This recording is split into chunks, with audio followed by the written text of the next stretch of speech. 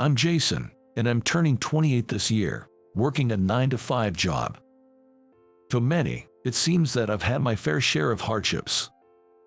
My parents passed away from illness when I was just a kid. My dad passed first.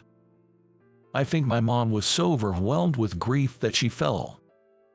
It felt as though she followed him. Lost without my parents, I was taken in by relatives. I don't remember being mistreated by them. I think they tried their best to care for me. But I never truly felt like I was a part of the family. My cousins were kind, but I always felt out of place. I've always wanted to move out and be independent. I've felt this way since middle school. While many suggested I go to college, I wanted to start working. My uncle respected my wishes. So, right after high school, I got a job and started living in the company's dorms. I work at a big corporation in my hometown. The person who hired me was the previous CEO. Now, his son has taken over as the CEO.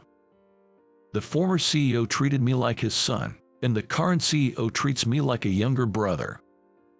I've faced many challenges, but now, with supportive colleagues, I live a peaceful life. But recently, there's been a change in my life. A new supervisor joined the company in April. He's from a top university and always flaunts his education. I became his main target. At first, this new supervisor was polite to me, but during his welcome party, upon discovering I only had a high school diploma, he changed his attitude completely. I realized then what it means to see someone's true colors. From that day on, every day has been hell. He started calling me high school grad. I just wanted him to call me by my name, but he just laughed it off. Complaining to higher-ups was futile since the vice president had specially recruited him, and there was no one to reprimand him. My colleagues felt sorry for me but were too hesitant to go against the boss. I distanced myself from everyone, so they wouldn't feel burdened. But I'm only human. Putting up with his attitude and sarcasm every day was, to be honest, hard. Today, from the morning, he kept calling out high school grad and reprimanded me non-stop for a mistake that wasn't mine. He obviously knows it wasn't my fault. If it was truly my mistake, a caution wouldn't have been enough. His lecture ended just before lunch. Probably he wrapped it up to eat. I was on the verge of losing it. To cool down, I'd often go to the backyard of the office. There's a seemingly random yet well-maintained flower bed there that calms me. Every time I'm upset, I sit by the flower bed and take deep breaths. This spot was secretly introduced to me by the previous CEO when I just joined the company. Take deep breaths here to cope with life's challenges, he had said. But today, I was so irritated, I almost forgot his advice. I'd never do something like this, but today, the peaceful flowers swaying in the wind angered me. In a fit of rage, I kicked the flowers, and light purple petals scattered everywhere. Instead of feeling relieved, guilt weighed heavily on me. With a heavy heart, I let out a deep sigh. How terrible! Why would you do such a thing? Suddenly, a frail voice said that, and I turned to look behind me. There stood a girl in a black dress.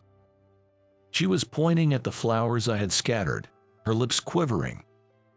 Her pale skin, which looked like it seldom saw sunlight, looked like a reminiscent of a doll. "Did those flowers do something to you?" she continued, and I was momentarily caught off guard. It seemed I had unintentionally been staring at her. Of course, what she said made sense, and it was clearly me who was in the wrong. But today, of all days, I just couldn't bring myself to admit my mistake. "Aren't you an outsider? Don't just barge into the company grounds," I snapped at her, showing my irritation. The girl flinched at my voice. Seeing her tremble slightly reminded me of the flowers I had kicked around, causing a twinge of guilt. "I'm sorry," she muttered, bowing her head. Her slightly silvery long hair shimmered as it caught the sunlight. But you shouldn't have done that either. Did something sad happen to you? As she said this and began approaching me, I unconsciously took a step back. A moment ago, she seemed so timid, but now she was boldly moving closer. Next time, instead of taking it out on flowers, have this. She tried to push something into my mouth. Something hard was pressed against my lips. A candy with a minty flavor rolled into my mouth. As I stood there in surprise, she offered me a small can. Somehow compelled, I took it from her. The contents of the can rattled as I held it. Please cheer up with this. With that, she turned on her heel and dashed towards the back gate. She must have seen the flower bed from somewhere and entered the premises. The glimpse of her pale skin, visible from beneath her dress when she turned, stayed on my mind throughout the afternoon's work. The small can in my pocket rattled. On that day which I had that mint candy shoved into my mouth, I happened to see her again on the way back home. She was on the opposite sidewalk, stopped by a man in a car, seemingly asking her something. It looked like he was asking for directions. Unaware or perhaps ignoring his intrusive closeness, she looked into her cell phone to provide guidance to him. From where I stood, I could clearly see the man's sly, unsettling grin, and it made my blood boil. I jumped over the guardrail to cross to the other side. And then, I positioned myself between her and the man. Sorry, did I keep you waiting? Who is this guy? I pretended to be her boyfriend as I asked her. She looked taken aback by my sudden appearance. The man clicked his tongue in annoyance. What? Where do you want to go? I can explain. With a friendly smile directed at the man, he mumbled something like "I'm fine," and hurriedly got into his car. He drove away as if escaping. Watching his retreating car, I was pondering the situation when I felt light punches on my back. Why did you lie? I can give directions too. She seemed to feel belittled, her face turning a deep shade of red in apparent anger. Her obliviousness to the danger she was in somewhat angered me. You were about to be dragged off into some remote area by that guy. Did you see his face? That creepy way he laughed. As I said this, grabbing her slender wrist, she shot me a defiant look. That man was a gentleman. Maybe you're just mistaken. By the way, my name is Katherine. Even elementary school kids these days are taught at school to ignore strangers if they talk to them. I don't know if she's some sheltered girl from somewhere, but I'm racking my brain trying to figure out how to explain things to her. As I was stumbling over my words, the girl who introduced herself as Katherine smirked, looking rather puffed up. She probably thought she had me beat in the argument. Seeing that expression on her face, I felt frustrated. Fine, got it. I won't offer any more help from now on. There'll come a time when you'll realize I was right. With those parting words, I turned my back on Katherine. I left without looking back. That was the plan, at least. Suddenly, I heard the screech of a car coming to an abrupt stop behind me. A bad feeling crept over me, so I stopped and looked back. Sure enough, it was the same situation unfolding all over again. I instinctively dropped to my knees, holding my head in my hands. This time, it was a group of 3 young men. One of them was talking to Katherine, and while she was distracted, another snuck up behind her. The last one stayed in the car, seemingly waiting for the right moment to open the door. My gut told me this was seriously bad news. Katherine was cheerfully giving the guy directions. In an age where everyone uses GPS, I wish people would quickly realize how odd it is for someone to ask a pedestrian for directions. Katherine, what are you doing? Come over here now. I yelled her name loudly. She looked over, startled, with a surprised look on her face. The men saw me and muttered something like, "She's got a boyfriend," before quickly getting in their car and driving off. By the time I got to Katherine, the car was long gone.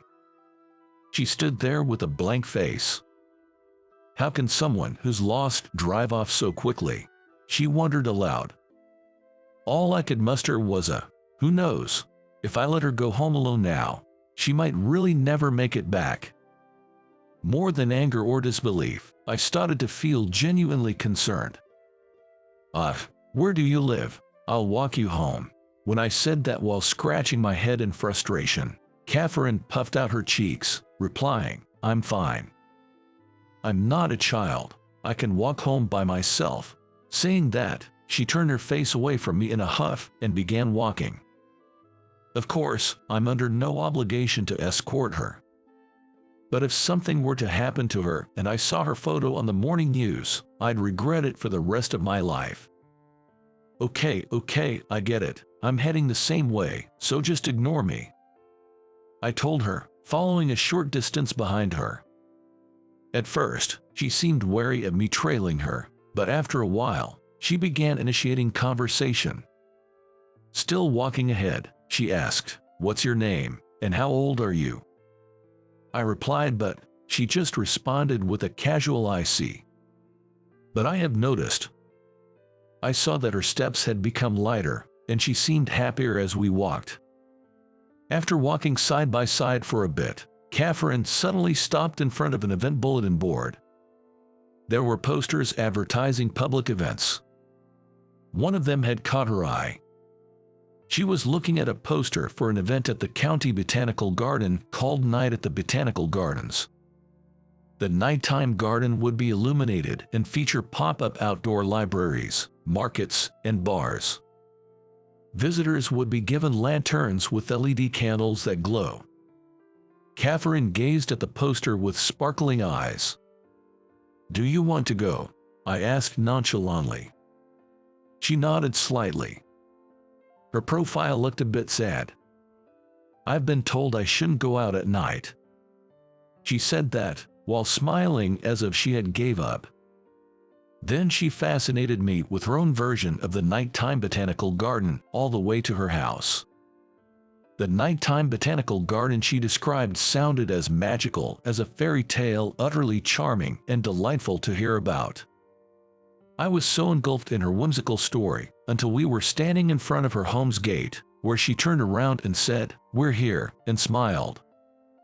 "Thank you for walking me home," she said. With the same cheerfulness she showed during the day, Katherine gave a quick little bow. Her home had a grand entrance, so big that you couldn't see the front door from the gate. She truly seemed like a genuine young lady of high standing. "Do you want to go together to the nighttime botanical garden?" That just slipped out of my mouth. Katherine looked up at me, her face lighting up as if she was caught off guard. "If we sneak out, no one will know. It'll be fine." With a mischievous grin, I teased her, and Katherine laughed in response. We then made a promise by doing a pinky swear. We decided to go on the last day of the nighttime botanical garden. And just like that, we shared a secret between us. Meeting Katherine was like a breath of fresh air for me. The next morning, the manager was on my case again, but I noticed I wasn't as irritated as before. Whenever I thought of Katherine's face and the cool taste of mint, I felt calmer. No matter how calm I seemed, the manager grew more and more infuriated with me. In the end, he banged hard on my desk. As he walked away, I could hear him grumbling, "That high school graduate." It looked rather comical. From the recent office gossip, it seems that he doesn't like colleagues come to me for work advice instead of going to him. Well, I've been with this company since I graduated from high school. I'm what you'd call a veteran here. Probably they find me more reliable than the new manager. Bragging about educational backgrounds tends to fade among adults. I began to feel a little sorry for the manager who's still clinging to that. A few days later, right after work, I headed to my apartment, changed into casual wear, and went to pick up Katherine. It was that time when the sun is just about to set. I called out to her from below the window of her room she had pointed out to me, just beyond the fence. Almost immediately, as if she had been waiting, her window opened. Katherine, spotting me, flashed a smile as bright as a flower and waved. She first tossed a small bag to me from her balcony. After that, Katherine leaned out from her balcony and deftly jumped onto a nearby cherry tree. She then skillfully made her way down to the top of the fence. When I spread out my arms, she jumped in with a joyful look. She had absolute trust that I'd catch her. It made me happy to know that. Gently, I held her with both arms and softly set her down on the ground. "It's like I'm a princess," she said. She gave me an innocent smile, making me blush. With a teasing tone, I said, "Let's go." Katherine cheerfully replied, "Okay," and followed behind me. The nighttime botanical garden was quite eventful, especially since it was the last day. There's supposed to be a live jazz band playing tonight. Katherine's eyes sparkled as she looks around the lit-up garden. When I tried to light the way with a lantern, she insisted on holding it herself. With little Katherine illuminating our path, we slowly strolled through the garden together. When our legs grew tired, we borrowed a book from the outdoor library set up on the lawn, and under the lantern's light, we leaned in close to look at photo albums of botanical gardens from all over the world. We got thirsty, so I bought some sangria and we toasted. Munching on small square sandwiches, we chatted about various things. I think the alcohol made me a bit loose-lipped. I found myself sharing personal stories with her, stories I wouldn't usually tell. About how both my parents passed away one after the other, and how I then grew up in a relative's home. About how eager I was to be on my own, and how I pushed my boundaries with my uncle.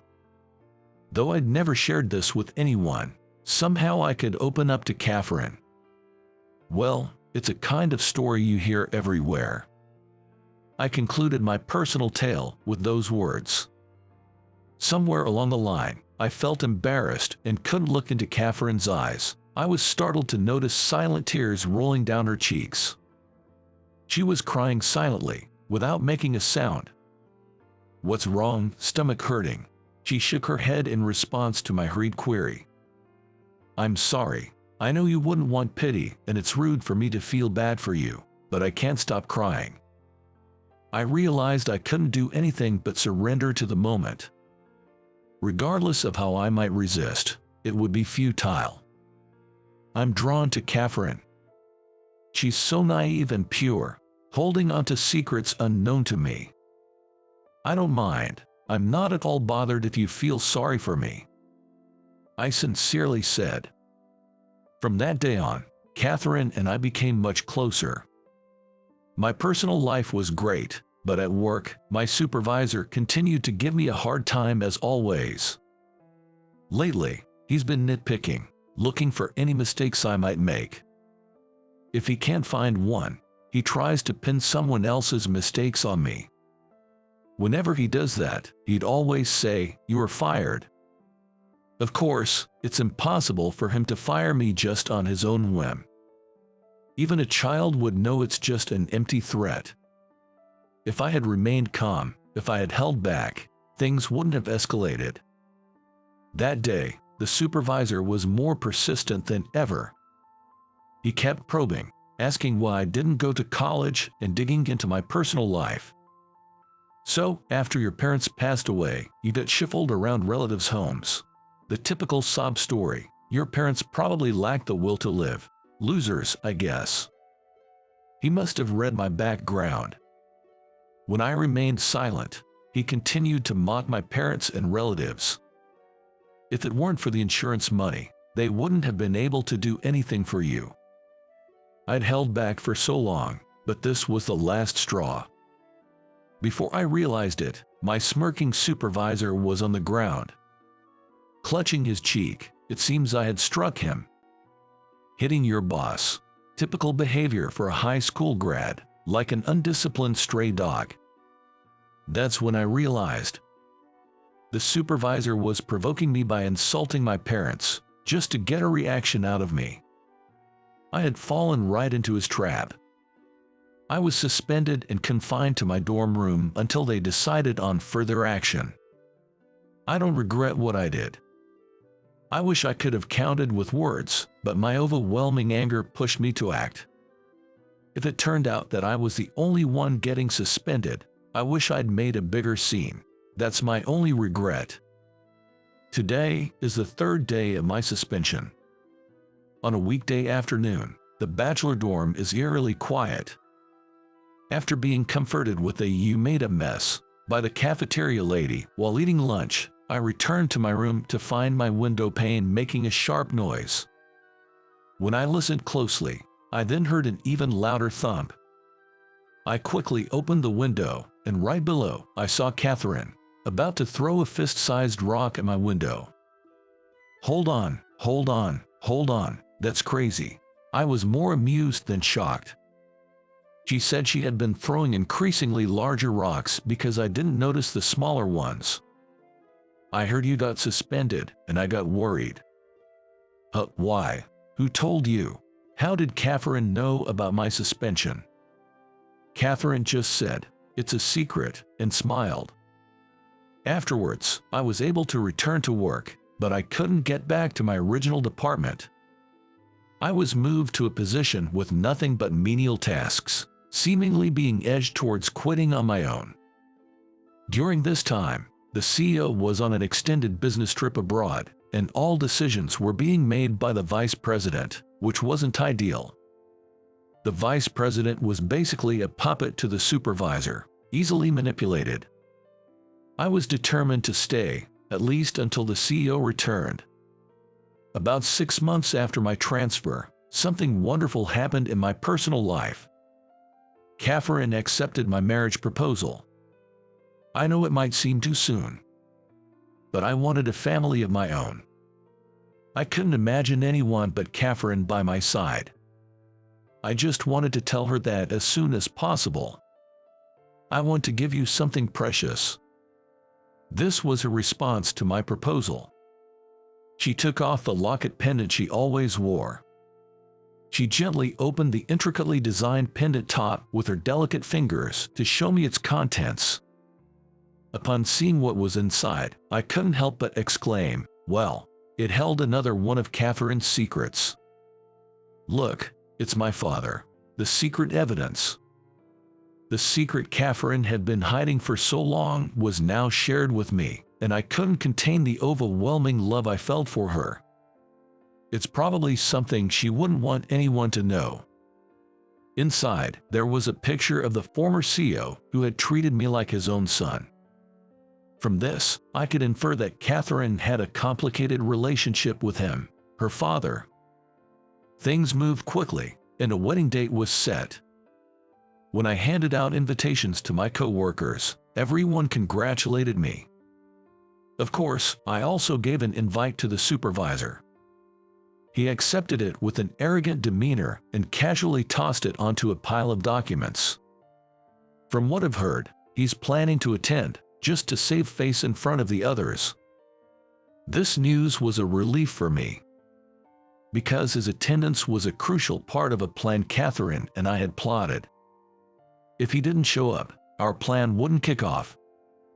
I quietly looked forward to the surprise we had in store for the wedding day. On the day of the wedding, as expected, the supervisor's behavior was beyond rude. Even though he was scheduled to attend the church ceremony, he started drinking beer early on and got completely drunk.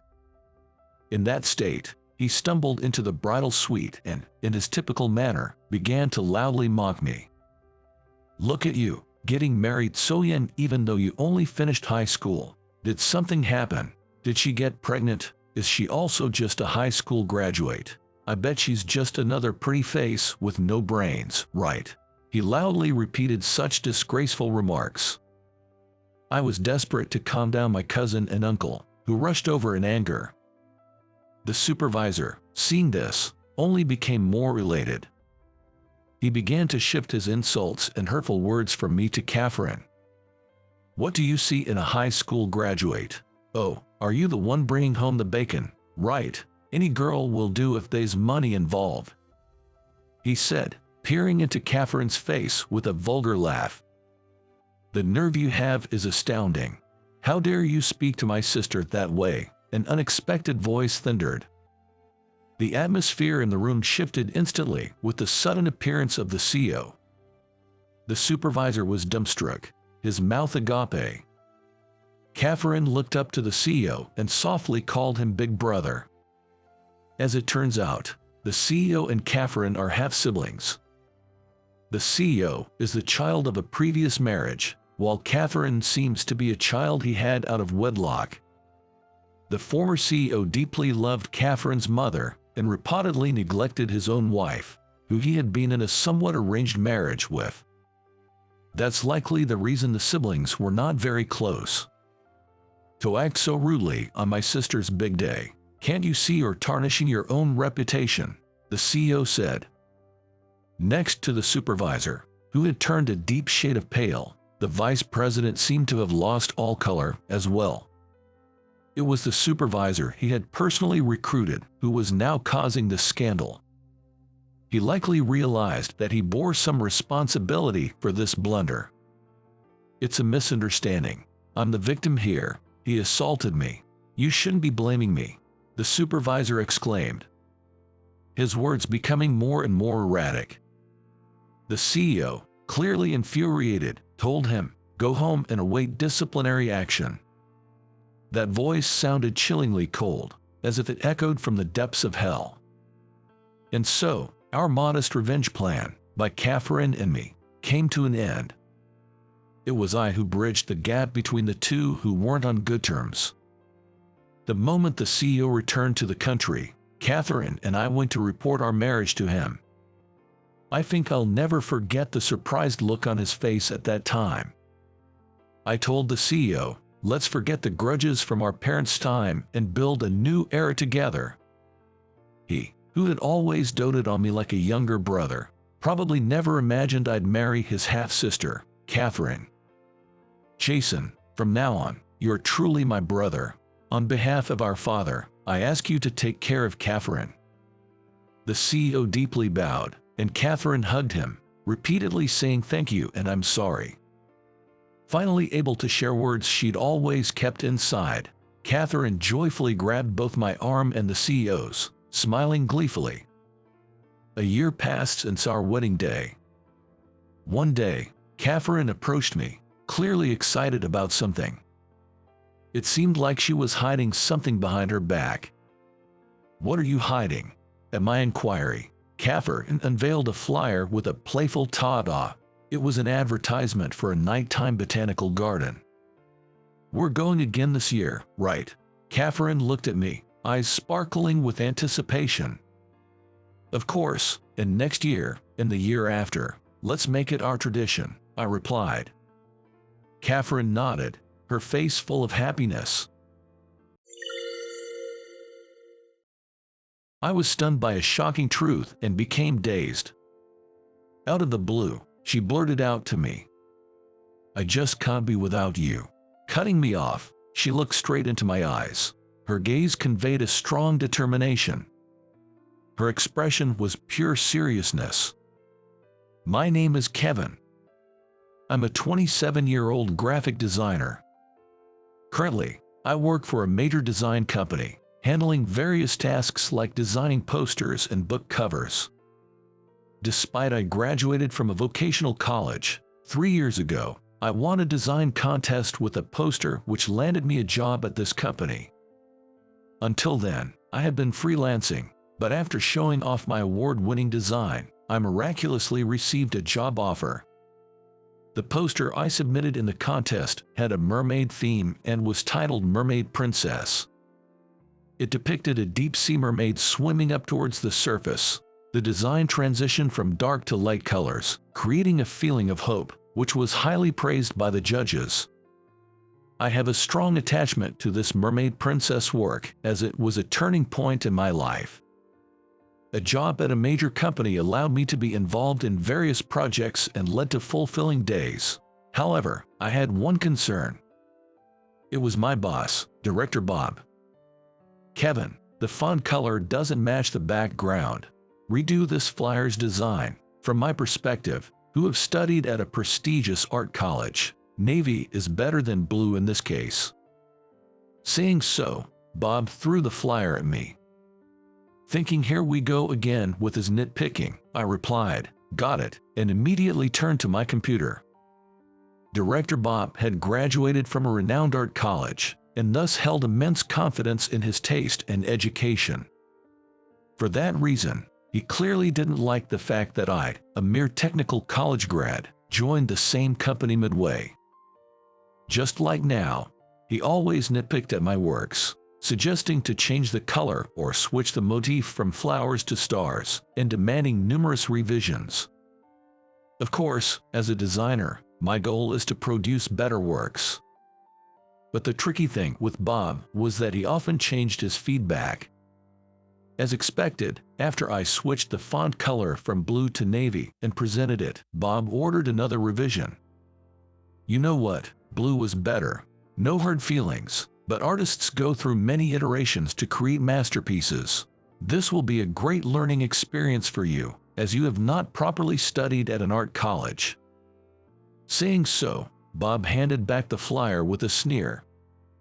Feeling the malice from Bob, I once again replied, "Understood," and ended up working overtime that day. With all the overtime work and the way I was being treated, I was starting to feel down. But I genuinely love my job as a graphic designer, and I also wished to become a designer who would someday earn Bob's respect. But man, I sure could use some emotional support. Late at night, after finally finishing up, I felt a pang of sadness while heading home on the last train. Looking back, when I was freelancing, I was always busy due to financial constraints. In such a situation, romance was out of the question, and since my college days, I had always been alone. But someday, I'd like to get married. I thought, maybe now is the time to take some action. However, as I was suddenly driven by that urge, I was still unsure how to proceed since I had been away from dating for so long. So, the next day, I decided to seek some advice from my cousin, whom I regard as my elder brother, John. When I called him, John suggested, "If you're up for it, I know a woman I'd like to introduce you to. She's a 26-year-old freelance illustrator and a friend of my wife." An illustrator? I'm intrigued. If she's okay with it, I'd definitely like to meet her. Thus, through John, I got a chance to meet this woman. We planned to have a matchmaking date at a cafe lounge in a week. The woman's name is Katherine. I got to see her picture on a phone, and she was a beautiful lady with long flowing black hair. Despite I'm not that good looking, I showed Katherine my picture through John, and thankfully, I seemed to be within her acceptable range. Now, all that was left was to meet in person. Nervously anticipating our meetup the next day, I received an unexpected call at work. Suddenly summoned by Director Bob, I wondered what was up. Entering his office, Bob, with a smirk, began. "Kevin, I've been thinking of transferring you. The official notice will be out in 2 weeks. Start preparing for your new location so you will be able to begin working in a month." "Wait, you are transferring me?" Caught completely off guard, I was taken aback. The branch office he referred to was also known as the dumping ground for sidelined employees, infamous for hardly getting any design work. Why would I, who can handle designs at the main office, suddenly be transferred to that branch?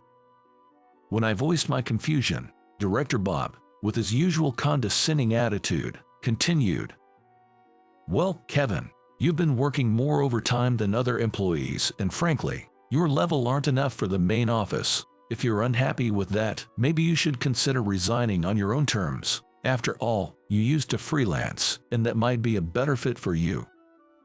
His words made his true intentions crystal clear. Bob's plan was to pressure me into resigning by forcing an undesirable transfer. For me, if I was to be transferred to a branch where hardly any work comes in, it would probably be best to leave the company.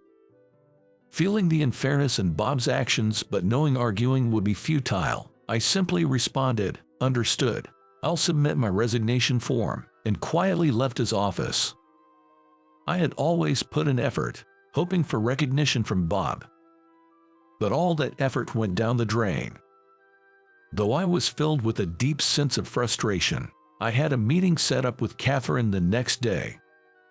It would be unthinkable to cancel the matchmaking date the day before after expressing my interest. I should apologize sincerely. With that thought, I headed to the cafe lounge in a suit the next day. Arriving about 10 minutes earlier, I nervously waited for Katherine. Then precisely on time, she appeared. Wearing an elegant gray dress and carrying herself gracefully, Katherine looked even more beautiful than in her photos. My heart began to race upon seeing her, but I had to tell her the truth. Although, before I could say anything, with a warm smile, Katherine started introducing herself. "Sorry to keep you waiting. My name's Katherine. I'm really looking for you. I'm so sorry. I have something I must apologize for today." Seeing me bow and apologize as soon as we met, Katherine was visibly taken aback. "The thing is, just yesterday, my boss ordered me to transfer to a branch office. The real purpose behind this is to push me to resign. So, in about a month, I'll be going back to freelancing. I'm truly not in a position to date anyone right now. I sincerely apologize for initiating this meetup only to bring you such news." Upon hearing the details, Katherine responded calmly. I had thought anyone would be rightfully angry if they heard such things during a matchmaking date, so her reaction was quite surprising to me. "Is that so? That must have been tough. Thank you for being honest with me." No, I'm so sorry.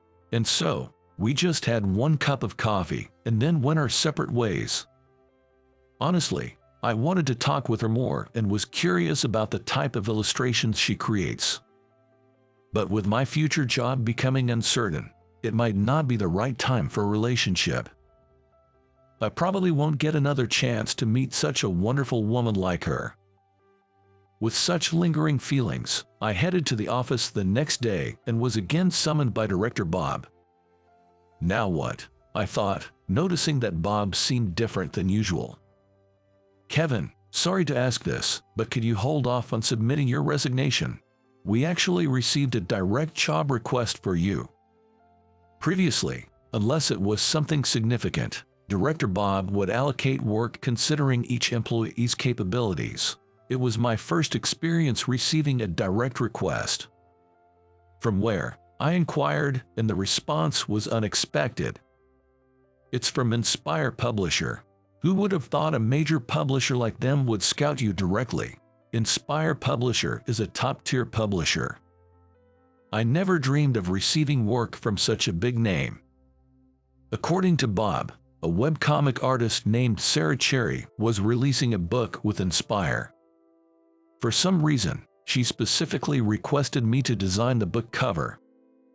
After reaching out to the publisher, I was informed that Sarah wanted to discuss the job in person, so the next day I visited the office for a meeting with Sarah. I had intended to submit my resignation, but this unexpected job offer felt unreal. First, I should check out Sarah's work for the design. So, I went online to look at her creations and was immediately captivated by her world. The gentle color palette of her illustrations was very endearing and soothing. But her work wasn't just cute. Sarah's drawings vividly conveyed everyday moments of wonder, making it understandable why she has so many fans. I wondered, what kind of person is Sarah? With anticipation for the next day, I headed to the publisher's office and was led to the meeting room. But the moment the door opened, I was shocked. It was Katherine, the woman I had just met for the matchmaking date. Caught off guard, I managed to say, "Could it be? Are you Sarah Cherry?" With a smile, Katherine nodded.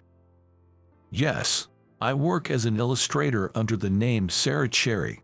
I knew Katherine was an illustrator, but I had no idea she was Sarah Cherry.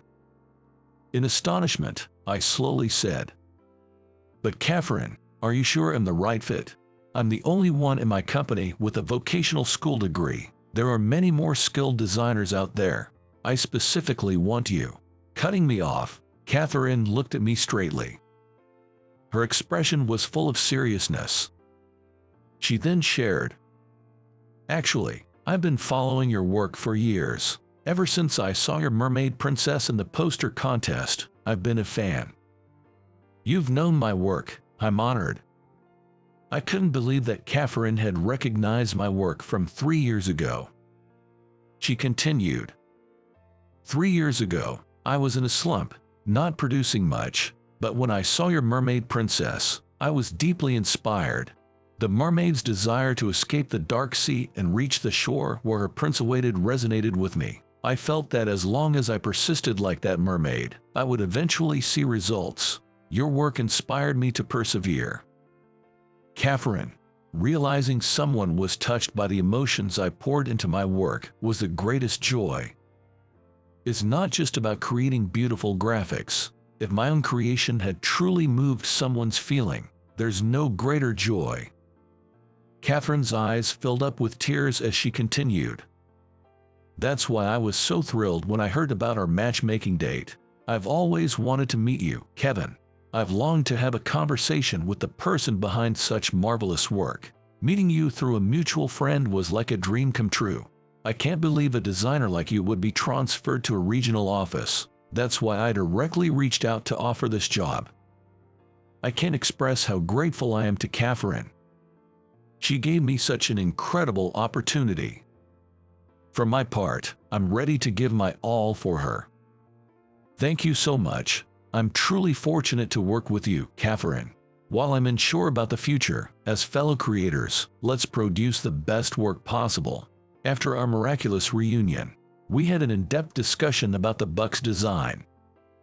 Since it's Katherine's first book, she's particularly attached to it, and I too felt a strong desire to meet her expectations. Interestingly, the content of her comic presented Katherine's journey to becoming a successful webcomic artist. When I asked Katherine about her preferred cover design, she responded, "Well, since the story is about dreams coming true and a happy ending, I think a bright cover would be suitable." Hearing this, an idea immediately struck me. "I'd like you to help with one particular aspect," I said, sharing my concept. Katherine agreed enthusiastically, saying, "That sounds great." Together, we co-designed the book cover. A year after meeting Katherine, the book I designed became a bestseller, selling over 200,000 copies within 6 months of its release. Thanks to Katherine's charming original characters, the book garnered popularity across various age groups and was highly praised for its readability. Moreover, our collaborative cover design was applauded for its excellent taste. For the book, I themed the cover around the Little Mermaid. But unlike before, she's not the mermaid from the dark, deep sea. This mermaid, having come ashore, gazes at the blue sky and the brightly shining white sand beach with a radiant smile, and the mermaid illustration was crafted by Katherine. Interestingly, the mermaid embodies Katherine herself, who overcame difficulties to realize her dreams. Thanks to her adorable art style, the design turned out even more appealing than expected. Moreover, representing the mermaid scales with holography was admired as being innovative by the publishers, and since then, I've been receiving direct job offers from Inspire Publisher. At this rate, as the director, there was no way they could transfer me to a rural branch office, so the idea of my transfer was cancelled. Surprisingly, this episode led Bob to reassess his previous attitude. "Kevin, I read the book you designed, and it was truly impressive. Not just a pretty cover, but it perfectly aligned with the world of the comic, creating an entire universe. I feel ashamed for previously emphasizing academic credentials so much." Perhaps it's his genuine passion for graphics that made him recognize and appreciate the effort I poured into the design. I've always been aware of his profound skills in art and design. "There's so much I've learned from you over the years. No matter what, you'll always be a designer I deeply respect." Upon hearing this, Bob, for the first time, showed a gentle expression. "Thank you, Kevin. Your words truly mean a lot to me." While I had reconciled with Bob, there's more good news. To everyone's surprise, with the book's publication, Katherine and I began dating. As we collaborated professionally, we came to recognize each other as irreplaceable in both work and personal life. We continue to inspire each other in our work and maintain our relationship. And now, 6 months later, Katherine is publishing another book, so we're teaming up once more for the cover design. What design should we go for this time? How about this? I quickly sketched a scene of a wedding ceremony featuring a bride and groom. Why the sudden shift from a mermaid to a wedding scene?